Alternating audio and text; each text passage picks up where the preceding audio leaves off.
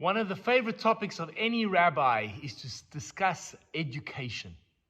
And no better parsha do we have than our one this week of Parshat Bo. In the parasha, we are taught about educating our children, having the Pesach Seder, and it becomes even more clear in the discussions between Moses and Pharaoh. During those discussions, Pharaoh says to Moses, "Don't send the children. Let the men go, the old people go. Let them go and serve God. The children don't need to go." And Moses responds, "No. In order for the communities to succeed, our young and our old, our sons and our daughters, everyone is going to go in the service of Hashem." And we've done videos in previous years to discuss this concept.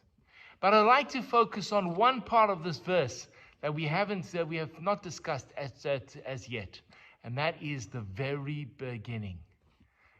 We will take our children. The first word is we.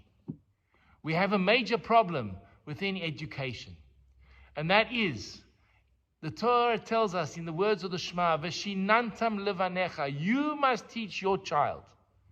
But what have we done? We've delegated our educational responsibilities to the school, to the teacher. We feel that if we spend enough money by sending our kids to receive a Jewish education, we have fulfilled our obligation. But this is not true. The focus of the word is we. We, as parents, we have the responsibility to educate our children. In one of the strange phenomena, when it comes to education, as parents, we drop our kids off at school for class, at shul for their bar and bat mitzvah classes, and we go home. But the question is, after that hour, what have our kids learned and what have we learned? And more importantly, what are our kids learning from us?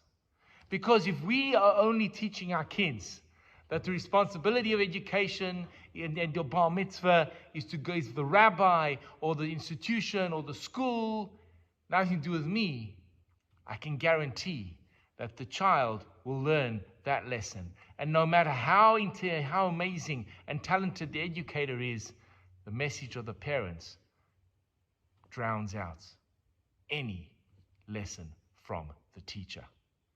So the challenge is, when Moses says to Pharaoh, "We will go, we and our children and our elders and our sons and our daughters," the primary person is on we. And so the question then becomes, is what are we going to do about it? At the beginning of the year, a child walks into school excited and motivated to begin the year. At the end of the year, they receive prizes, some of them, for their academic achievements. Well, as parents, we also have the full year in front of us.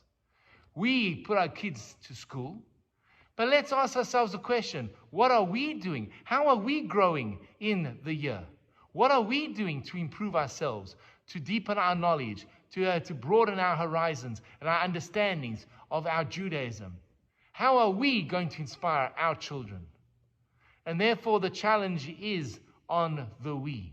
What are we going to do? And I issue that challenge to you today. I have a simple solution, and that is, find a topic that interests you. Get a book about Judaism and start reading it. All you have to do is dedicate yourself to 10 pages a day. If you learn 10 pages a day of books, by the end of the year, you've covered 3,650 pages of books. That equates to between 10 and 15 books about our tradition and our culture and our heritage. And when you're sitting at your Friday night table with your child, or you're walking with them, or you're in the car with them, and you engage with them in a conversation, they see that you are passionate about learning and growing as a Jew. And that will feed onto them as well. And so the lesson from this week is, Binarenu zekenenu and lech, says Moses. Our sons and daughters will go, but we will take them let's always remember, never to forget the importance of the we. Shabbat Shalom. Hi, this is Rabbi Lewin. If you've enjoyed the content of the sermons and the ideas that have been expressed in the YouTube video, please hit that first subscription button and notification bell and share the videos with friends. We'd love to grow the channel and love to engage with you. Please share your comments in the section below. I'd love to hear from you. Have an amazing day.